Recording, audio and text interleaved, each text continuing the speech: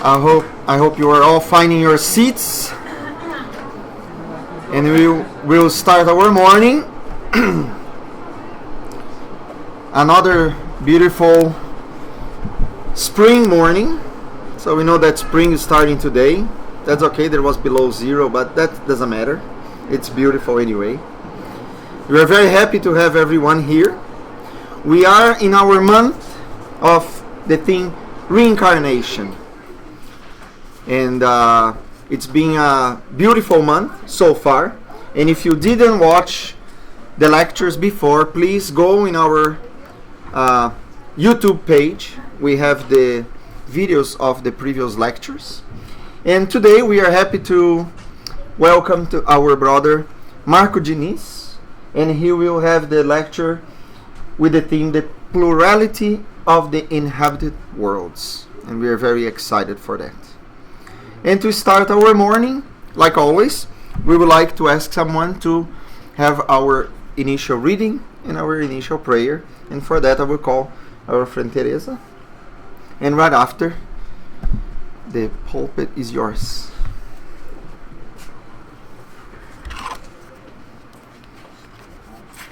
Thiago, which one? Right. So from the book Happy Life by Divaldo Pereira Franco, The Spirit of Joana de Angelis. Never tire of loving. It's possible that the response to your love does not arrive immediately. The reactions that it generates may surprise you. It's possible that they may be discouraging. It happens that, unaccustomed as they are to pure feelings, people react with defense mechanisms. If you keep at it, though, you will be able to demonstrate the excellence of this feeling without limits and will get it back from those you love, receiving the blessing that love is covered with. So love always.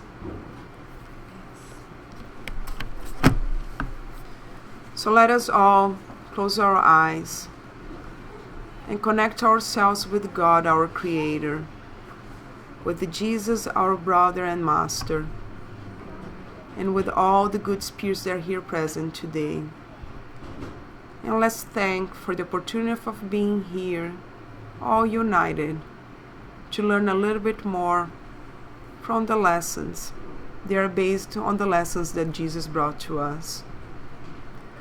Let's ask for our good mentors to enlighten our friend Marco, so he can help us to understand a little bit more about the process of reincarnation. Let's also welcome and thank the presence of our discarnated brothers and sisters who also come here to learn with us, so we all together can today live here a little bit more enlightened with the laws of love and charity that guide us every day. So be it. So Marco. Good morning, everyone. Good morning. Just need a minute here.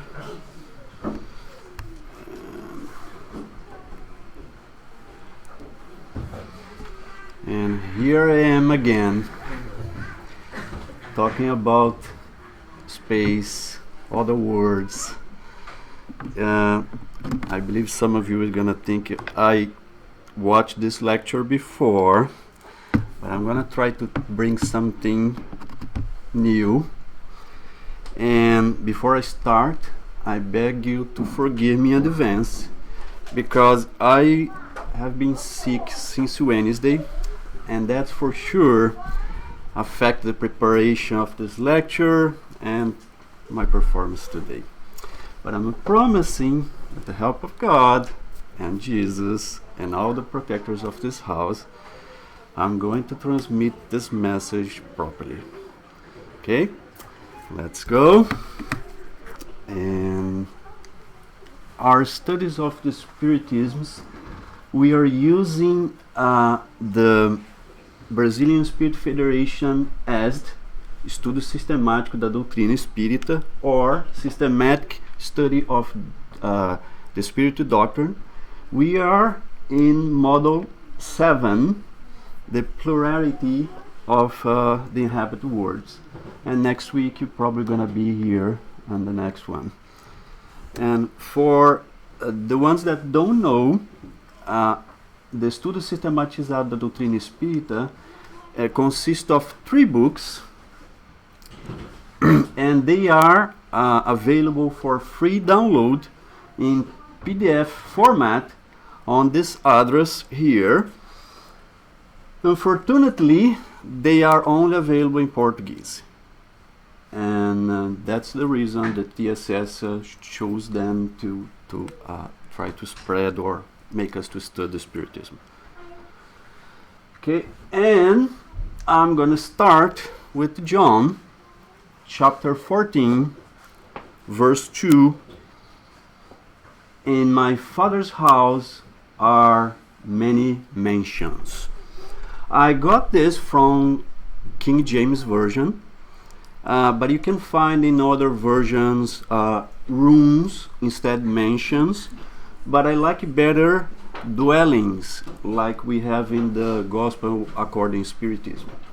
So in my Father's house are many dwellings.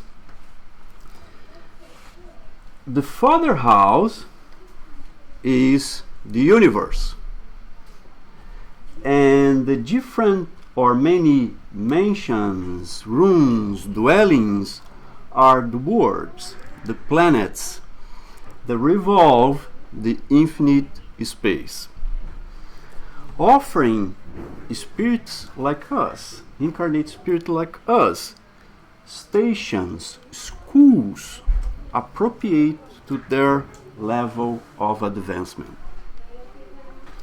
Today, with the technology that exists, we know there are 200 billion of galaxies in the universe, and we live in a part of a Milky Way galaxy right there. The Milky Way consists between 100 to 400 billion stars, like our sun. Earth is one of the 8 planets in the solar system. Our star, the sun, is at the center of the solar system. And Earth is our home. And it is the only planet with temperatures that are moderate enough to allow enough liquid water for life to arise. So furthermore, it's so far the only place where life is known to exist. So far. And that is how has always been the subject of human curiosity. Are we alone in the universe?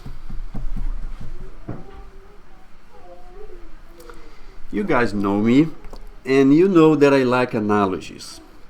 So let's use one here to help us to think about it. Here's Earth. You can see North America and Canada. We can see Lake Ontario already. And here's Toronto. And getting closer and close, we can see the house where my family and I will live. Here's the house, and that white car is my car. Okay, so zooming out a little bit more. A little bit more. Okay, you can see the subdivision. You can see the subdivision. Our builder, Royal Pine, they built the house, right? I don't know, maybe 1,000 house. It doesn't matter. That's not the main idea here. The main idea is, what I want you guys to think about is this. Does it make sense? The builder built more than 1,000 houses, but only one, my family house, is the only one inhabited. It doesn't make sense, right? No. Why? Why they gonna spend all this money and effort to build all those houses just for my family live in one of them?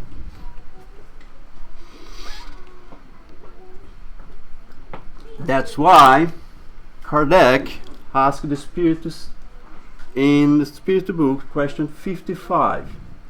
Are all the globes that revolve in space inhabited? And the Spiritist's answer was yes.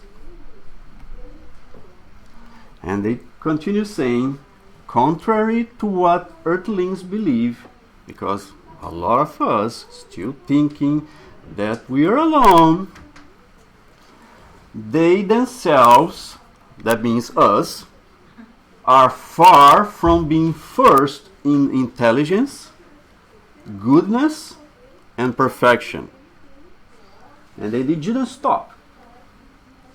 They continue saying there are individuals who think they know the holy truth of the matter. And imagine this little planet. Say, look, they are trying to put us in the right perspective. We are nothing. Earth is nothing, right? Is the only one privileged enough to be inhabited by reasonable beings. And what is this? Pride and vanity. They fancy that God has created the universe only for earthlings. Then after that, Kardec was so shocked that he decided, well, I'm going to make a comment of this. And Kardec said, to believe that living beings are limited only to their own particular spot, means Earth, is to doubt the wisdom of God. However, God has never made anything without a purpose, and must have intended these words to fulfill a more important role than simply entertain our beautiful eyes.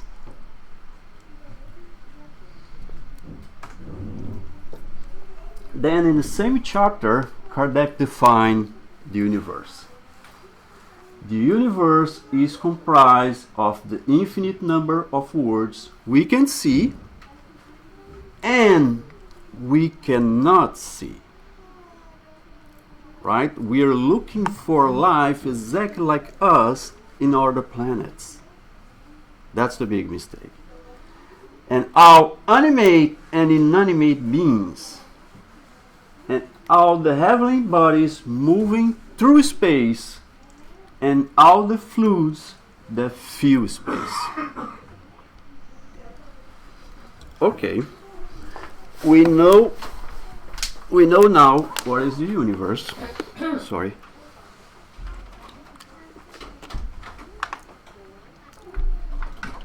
We know that all globes are inhabited, even we cannot see it. But who created the universe? And how? How is that happening?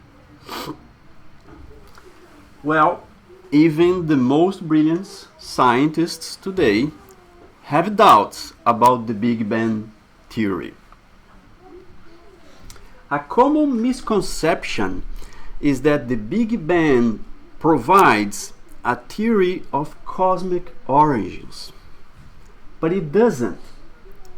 The Big Bang is a theory that delineates the cosmic evolution from a split second after whatever happened to bring the universe into existence.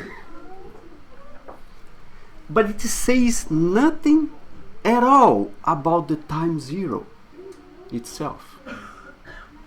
And since, according to the Big Bang theory, the bang is what was supposed to have happened at the beginning, the Big Bang leaves out of the bang. Brian Greene, American theoretical physicist and string theorist, he has like amazing videos. So if you have curiosity and you have a chance, watch video this guy. It explain everything in simple words. Wonderful. He tell us in his book, The Fabric of Cosmos, the Big Bang theory tell us nothing about what banged, why it banged, how it banged, or frankly, whether it ever really banged at all. So it's not like a Marco or Spiritist people saying that, it's a scientist. Right? So, and since they are still very confused, we have to go back to the Spiritist book, question 37, where Kardec asked exactly the same question. Was the universe created, or has it existed from all eternity like God? And the answer was, obviously, the universe did not create itself, and if it has existed from all eternity like God, then it could not be God's works. And it's clear, right? And Kardec explained that too. Reason tells us that the universe could not possibly create itself. And since it could not possibly the work of the chance either, it must be a work of God. So the high elevated Spiritists and Kardec told us who. Now we need to know how. Question 38. How did God create the universe? And the answer is by the divine will. And nothing can be better portrayed than the all-powerful. Can you stop, Vovó, please? Okay, I just turned off here. Nothing can better portray the all-powerful will than those grand words from Genesis. And God said, "Let there be light," and there was light. And since the high spirits are pushing us to Genesis, let's take a look on the first book of Moses. The Old Testament was written in Hebrew, with some passages in Aramaic. Genesis was written in Hebrew, and Hebrew is written from right to left. And when I was doing the research for this lecture, I discovered that Genesis was written to be sung by people. In Hebrew versions of Genesis, there are more than 250 signs, I don't know if you guys can see that, indicate accents for those who will sing like a score. And I brought a sample here for you guys to listen. Let's see if it's gonna work. sure that you check the volume on your computer. Because it's... Okay, let's see. Oops.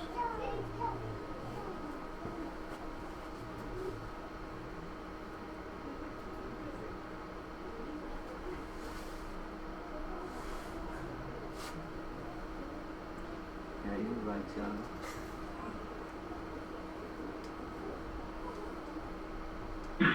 בראשית ברא אלוהים. Hold on, still out. The first one. Okay, can freeze here. Okay, let's try it. בראשית ברא אלוהים את השמיים ואת הארץ והארץ הייתה תוהו ובוהו וחושך על פני תהום ורוח אלוהים מרחפת על פני המים ויאמר אלוהים יהי אור ויהי אור וירא אלוהים את האור כי טוב ויבדל אלוהים בין האור ובין החושך. Very powerful, right? I don't know about you, but that now it's sticking in my mind. And Genesis is not a cosmologist treat or a study.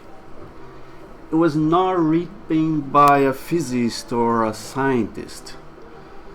It is a book of farmers. And it is a poetry book whose purpose is to tell people that everything that exists was created by a single God. And this God has no form, it's not material, you cannot see him, you cannot touch him, and he does not live and does not need temples.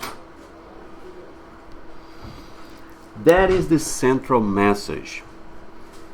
And the Creator is present in its creation.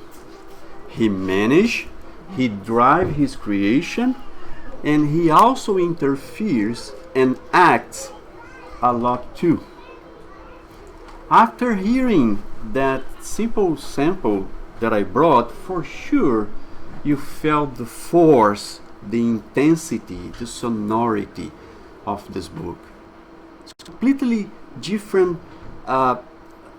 sensation that when we just read like any other group of words or sentences.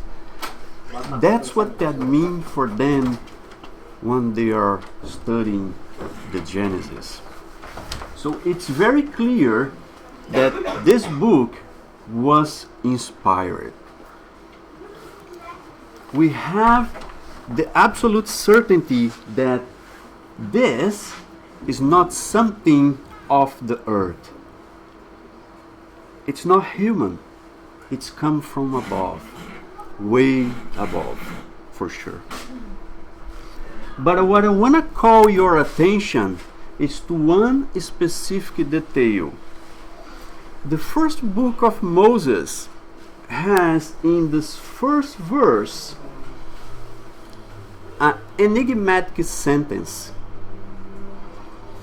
The greatest poem ever written in history about monotheism used the word Elohim, which is God, God's plural. The word God in Hebrew is El.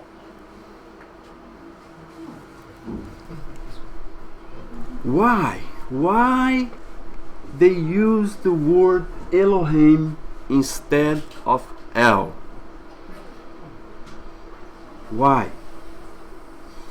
Well, the Hebrew linguists, they try to explain saying that is a plural of majesty, honor, or fullness. But it didn't convince me, and I believe that didn't convince a lot of people. And many centuries passed before we were presented with the book On the Way to the Light, which Emmanuel explains the community of pure spirits. He starts saying the traditions of the spiritual world say that in the governance of all the phenomena of our system, there is a community of pure spirits, chosen by the Supreme Lord of the Universe, God, whose hands of this community of this pure spirits hold. Look at the verb that Emmanuel used here, hold. It means does not leave their hands.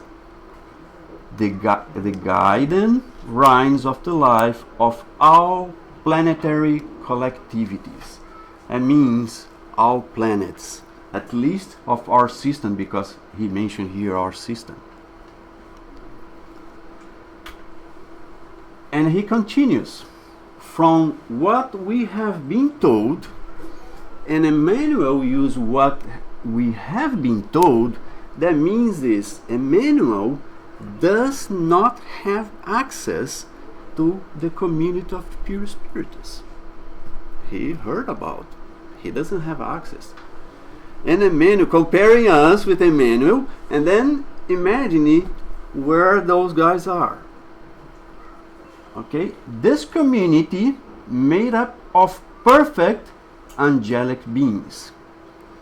With Jesus is one of the divine members, has met in the vicinity of Earth only twice in the course of the no millennia to decide urgent issues pertaining to the organization and direction to our planet. So, let me continue here. So the first meeting took place when the terrestrial orb, Earth, detached from the solar nebula, the Sun, so that demarcations of our cosmogonic system and phototypes of life in the pure matter of the planet could be set in space and time. So, translation: Jesus, that's part of the community of pure spirits, and his colleagues, they planned every single detail where Earth was going to sit in the solar system, what is going to be the dimension of the planet, the temperature, all the components that will be part of the planet, every single detail that you could imagine and think. His colleagues and him planned everything. And Earth was submitted all sorts of experiments to test its quality and the potential for building the new school for beings like us.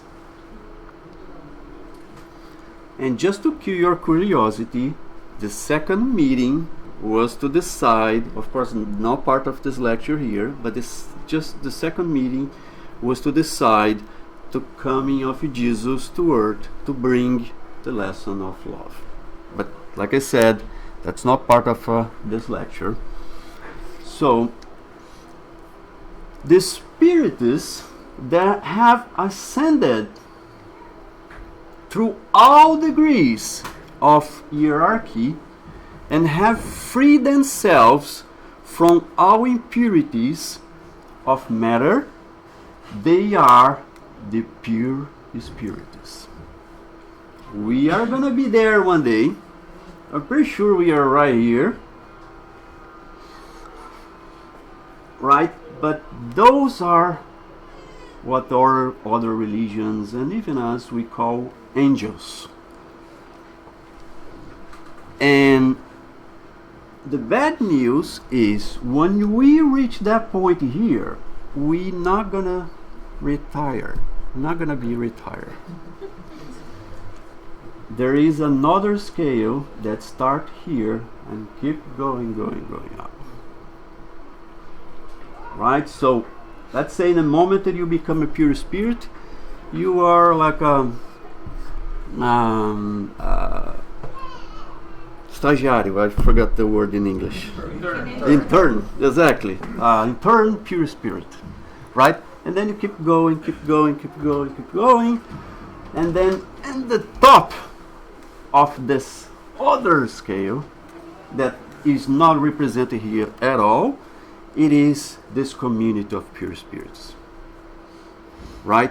They are the community of Elohim. They are what we call the Christs.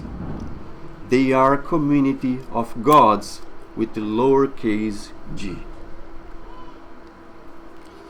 These high spiritists, these superior beings in the highest degree of the celestial hierarchy, they are sitting right beside God. And they directly receive His word. We said directly. Right? God talk to them directly, give them orders directly. They are in charge of enforce or transmitting the God's orders, whose execution details are entrusted to other incarnate or disincarnate spirits, acting on their orders and under their inspiration. Okay, let's connect all the dots now. Genesis is about God talking with the Elohims. Those high spirits are responsible for all the planets. They are their governors. In our specific case, Jesus is our spiritual governor. And there is one Christ, one of the integrates of this community responsible for each planet. Of course, by analogy, there is one Christ responsible for the entire solar system like a whole. And of course, that individual or that spirit is in a high level order than the other ones. And our solar system is part of other solar system, and for sure there is another Christ responsible for that. And then all the solar system are part of a galaxy, like in your case the Milky Way. And there is a Christ for sure responsible for that galaxy. And all the galaxies are part of, and you keep going, I guess you guys got it already. So now let's talk about the different categories of inhabited worlds. Just to remind you, because you probably forgot, the first incarnations and where we passed not too long ago, the first incarnation of a human soul are in the primitive worlds. I said that you probably forgot because there is no notions the right or wrong.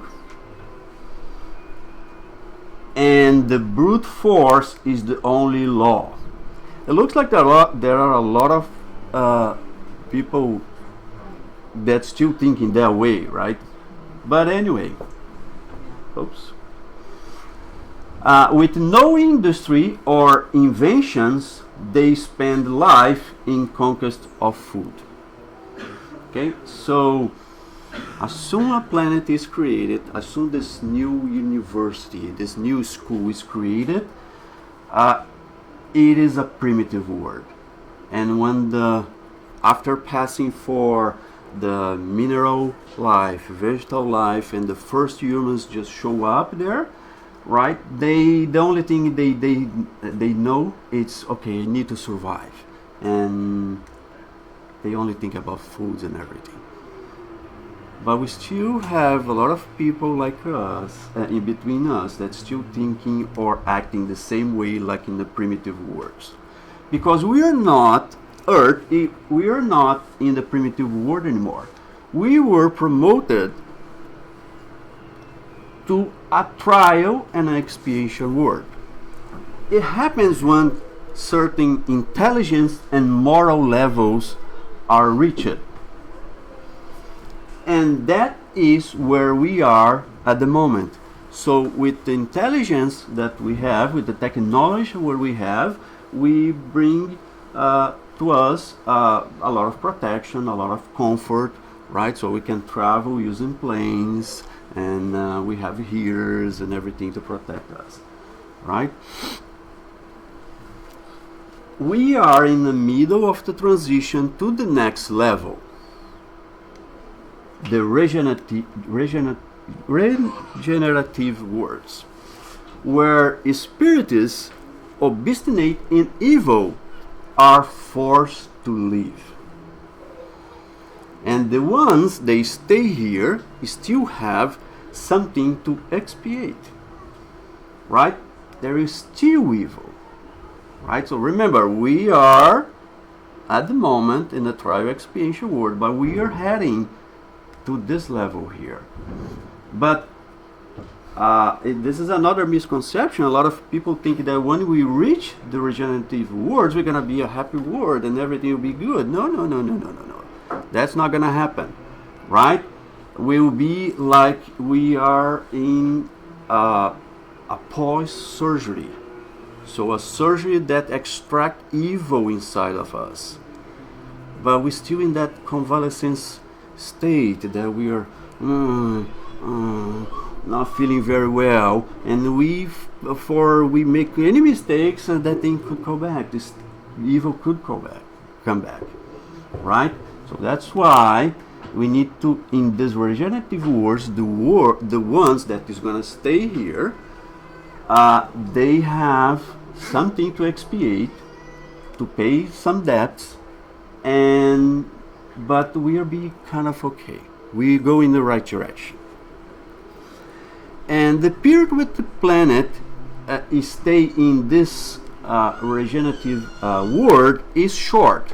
Kardec doesn't mention how long, but it is short.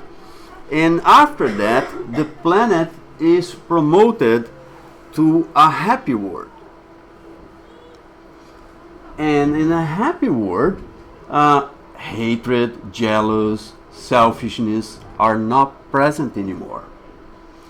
And you feel a sense of fraternity and love. And there is no lack of their basic needs for living like we have today, right? And the strong assist the weak, and good outweighs evil.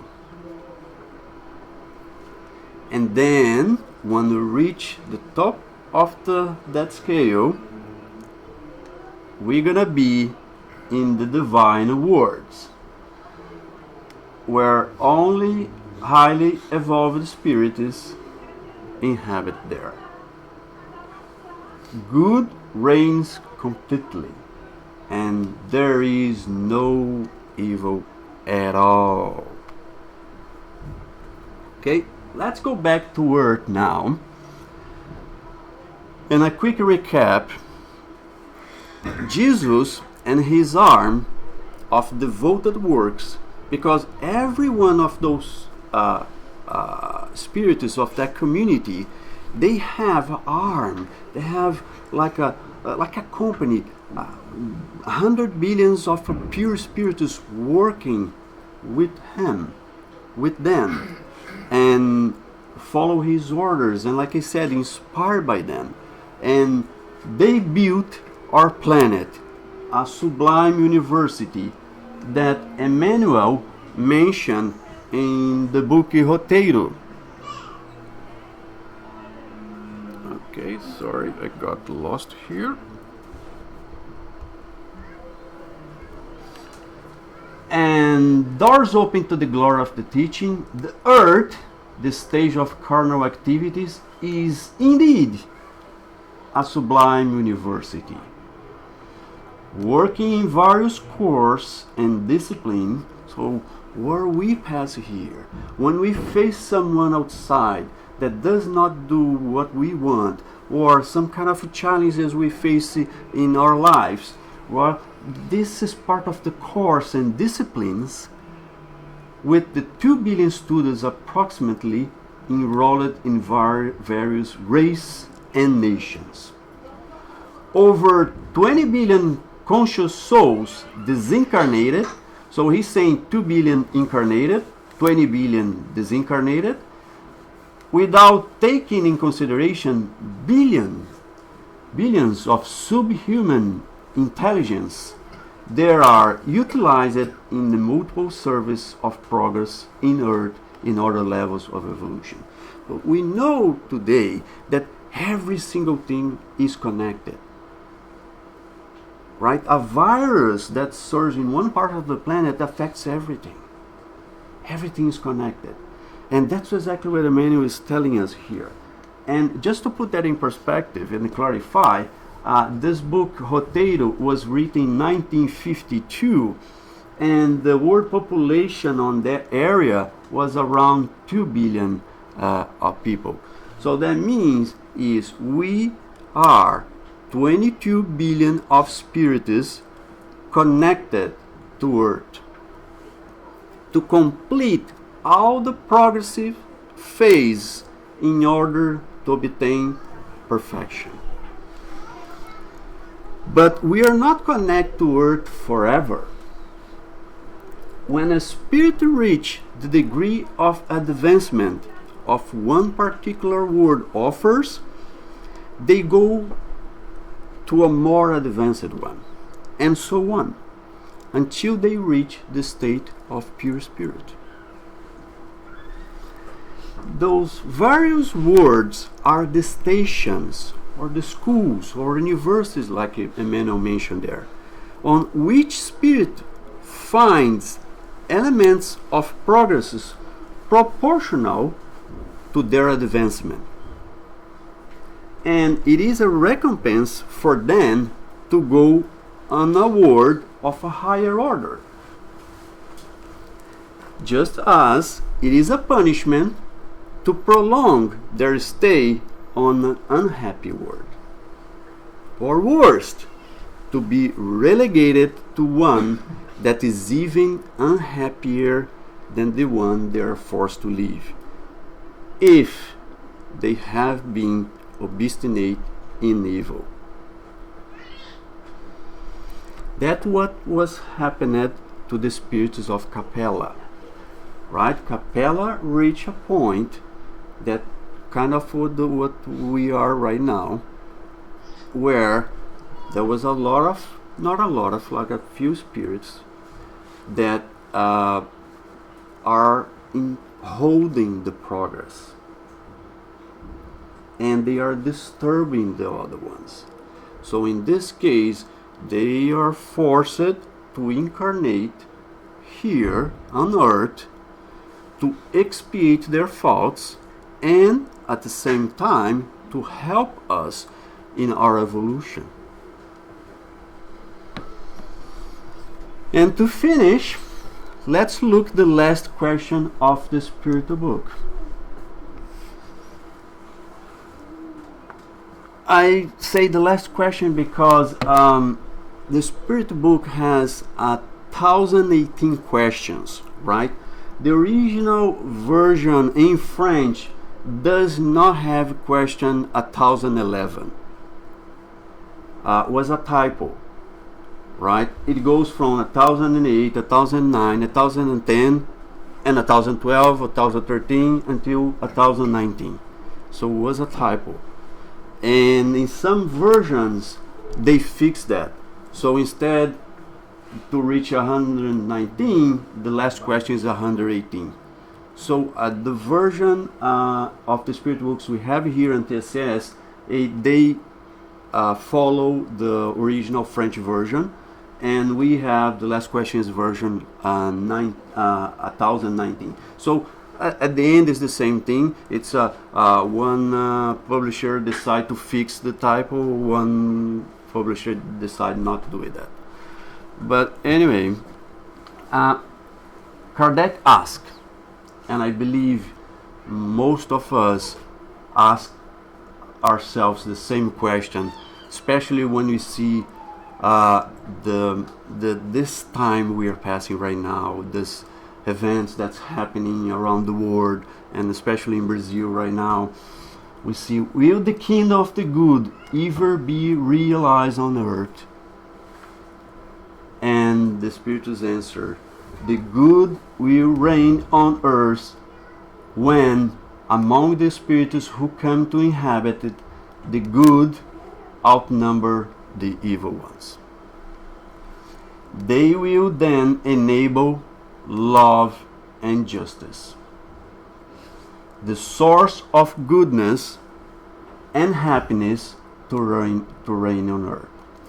It is through moral progress and the practice of the laws of God that humans will attract good spirits to the earth and repel the evil ones. However, the evil ones will only leave after humans have banished pride and selfishness from the planet. And how that will happen? How are we gonna banish pride and selfishness? We have to banish the pride and selfish people. If you are not willing to change yourself and don't think about yourself, think about the others, right? You're gonna start doing exactly what the Capella Spiritists did. You're gonna start holding the progress here. And here, another misconception that a lot of us have: disaster, catastrophes will not happen to separate the good ones and bad ones. That's not gonna happen, right? So if you're waiting to see signs that thing, you're gonna say, oh, now we reach the end of the world. No, that's not gonna happen, right? Continuing here, the Spirit explains how that's gonna happen. It will be implemented through the incarnation of more evolved spirits. We can have some of them over there right now. I have two in my house right now, Iris and Michael, and Laura is coming in less than a month, so pretty sure they are more evolved than us. And who will comprise the new generation on earth? And then the spirits of evil, who are reaped daily by death, and those who try to deter the forward advancement of things will be excluded. It means it is happening right now. Every second there is someone returning of the spiritual life. This is a web live page, right? And you can see here the ones that are leaving right now, the ones that are returning to the spiritual life. You can see the ones that are coming, the new generation here. But here are the ones that are leaving right now. And for those, this could be their last chance to stay in the school. I showed this in another lecture, and I brought it again because this is so powerful. Of course, this is not, it's a simulation, right? but it show you that because when we think about that, we just we don't like to think about that, and we only think that when happens close to us, but it's happening right now. A lot of people are returning to the spiritual life, right? But we don't think about this, and that it's gonna be the transition, right? It's happening right now, right? For those here, could be their last chance to be in this school right here, right? And to wrap up, our advice is do not waste this opportunity here. And do not postpone anything that you know that needs improvement in yourself to the next incarnation. We used to say that a lot. I'm gonna leave this for the next incarnation. Don't do that, because you do not know when and which school will be enrolled in your next opportunity. Thank you.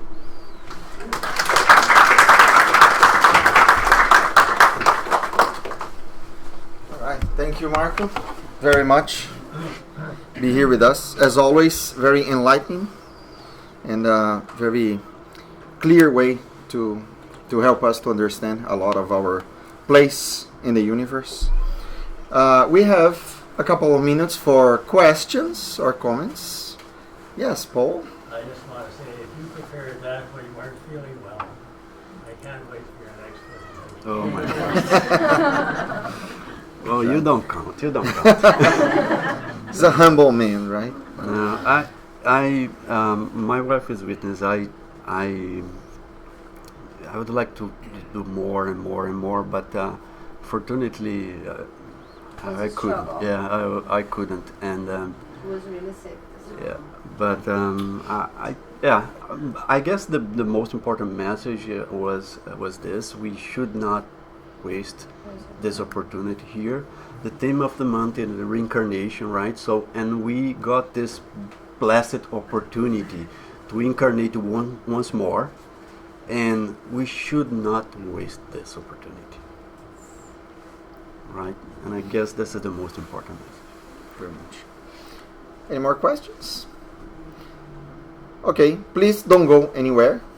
So right now we're gonna have our passes, and then we're going to call the kids to join us. And afterwards, please don't forget your water, and then we have just a couple announcements like what we have every week.